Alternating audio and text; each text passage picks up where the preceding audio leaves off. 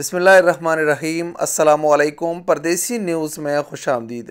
Saudi अरब के बारे में अक्सर आपने सुना है कि यहाँ पर गुबार का तूफ़ान उड़ता है, लेकिन कल जुम्मे के दिन यानी 4 मार्च 2022 को सऊदी अरब के दारुल हुकूमत रियाद को जिस गुबार के तूफ़ान ने घेर रखा है, तो ऐसा लगता है कि दिन के वक्त रात का समा है।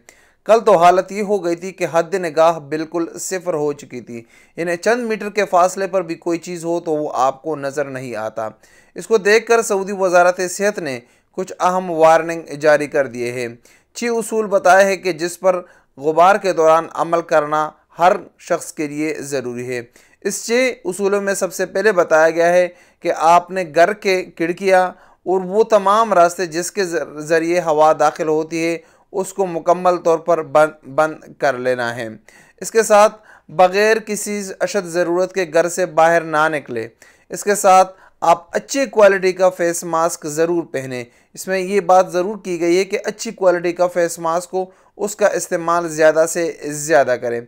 इसके साथ साथ बताया गया है कि जिन लोगों को सांस का मसला है उनको घर में लाजमी जो इनहेलर है, जो सांस का स्प्रे होता है, वो लाजमी रखना चाहिए। सांस का स्प्रे सिर्फ डॉक्टर की हिदायत के मुताबिक इस्तेमाल करें।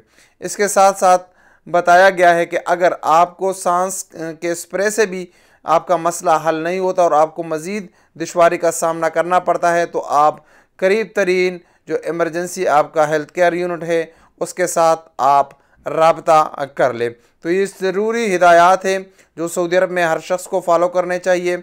खुसूसन इस वक्त जो रियाज की कंडीशन है, इस कंडीशन में अगर आपका कोई काम ना हो तो आप ज़रूरत के अलावा घर से बाहर ना निकले।